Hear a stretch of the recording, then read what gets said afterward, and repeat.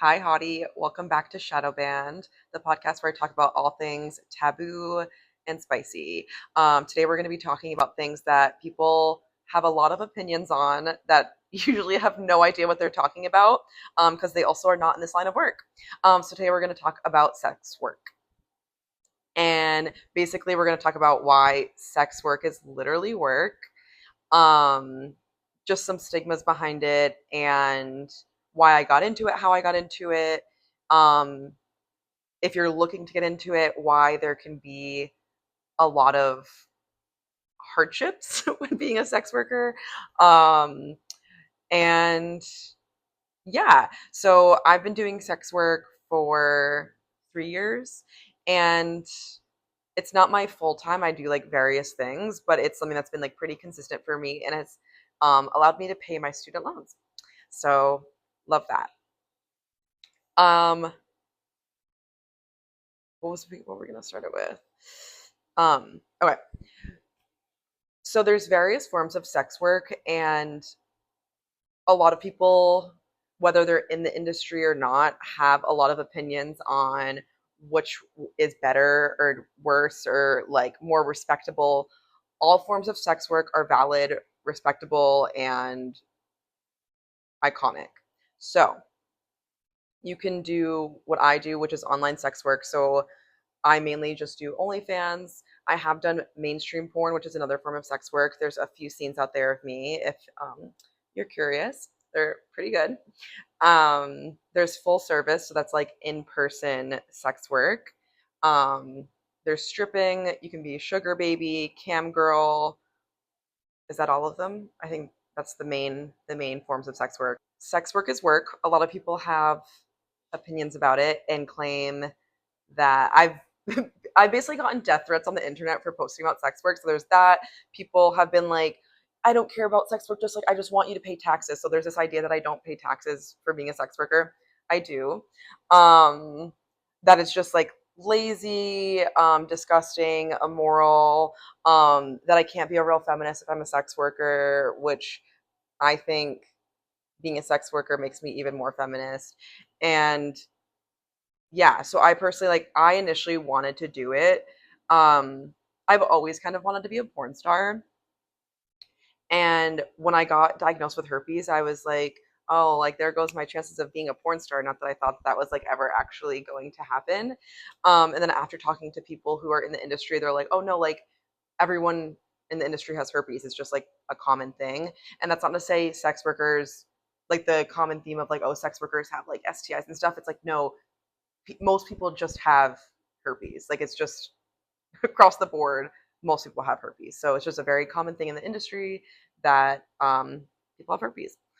And so I really wanted to do it, especially when I got diagnosed, because there is so much stigma around herpes that I was like, okay, this is a way that I can reclaim my sexuality, like my power, through sex work and being like, yeah, like on my OnlyFans, like when I have an outbreak, like you know that I am posting photos of it and being like, look how hot I still am, even though I have a herpes outbreak right now. So there's some really fired nudes of myself with a lovely little herpes sore. So feel free to check that out on Safe Slut with a V on my OnlyFans.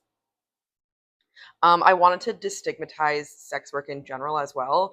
It's something that has been around forever. It's not going to go away, like whether people like it or not. And it just needs to be decriminalized so that it can be done safely. Um, so I wanted to just like, yeah, be like really bold about that and that there's nothing wrong with being a sex worker. And how for me it feels empowering. For other people, it might not. Everyone's gonna have different views on it. And whether you feel empowered by it or it's just something that like you have to be able to like live, they're both valid. And regardless of like views on sex work, like both, it should just be respected across the board. And like it's a job. Like I think people are like, there's so many arguments on like whether or not it should be a thing and like if it's moral or not. And like under capitalism, no job, like there's like it's all shitty, like we all like it's all awful. And like we're all selling our bodies. No matter what job you have, you're selling your body. So like sorry I'm hot and it can make money off of this, like too fucking bad. Like if you're mad, okay, then just like keep scrolling by my content. Like, you don't have to subscribe to me.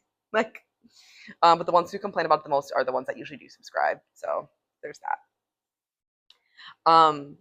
So yeah, so I got into it about 3 years ago. I started out posting just nudes on my Patreon and with my writing as well. So it was like both. You can't really show too much on Patreon. So I made the switch to OnlyFans a few months later. So I'm still doing both there. And initially I was pretty nervous to like post my first like video on OnlyFans. Um, but it honestly is just like fun and also just feels like not a big deal. Like it doesn't feel like I'm like we all have sex. Can like as a society we stop being weird about like sex and the fact that we all watch porn and all have sex and like we're literally just like it just is. Um so with that, there's also a lot of hardships that do come with being a sex worker, especially because not only did I do OnlyFans, which is now becoming very oversaturated, very common, like pretty much like I feel like everyone just has an OnlyFans. I also have done some mainstream porn scenes, which is obviously a little bit more like I guess like extreme. Um, and with that, there's a lot of things to take into consideration when you are doing sex work. People in your life are going to find out, even if you are keeping it a secret. They're probably going to find out. So I think if you're considering doing it, you have to accept the fact that you're probably going to get outed. I was. You might lose relationships. I did. Um, especially romantic ones because people have a hard time with it. You can lose other jobs that you have. If bank accounts find out that you're a sex worker, you will lose your bank account and all the money that's in it. That's happened to a lot of people in the industry. Traveling can be hard. I did a collab with a girl from the UK. When she was coming here, she was like literally like detained for like a few hours coming in. So there's a lot that goes into being a sex worker. So like it's not just like a, oh my God, like I need to make money fast. Like I should just start an OnlyFans. Like that's literally like no, like there's so much work that goes into it and like so much risk to it as well. So it's like I'm all for people doing it because like I'm obviously very pro sex work, but also with that notion that like people need to be like fully educated on like what it is and like what you're getting yourself into because it's like it's not for the weak. And like with that, like you are, if you're doing sex work with other people, you're also putting yourself at risk with like sexual health.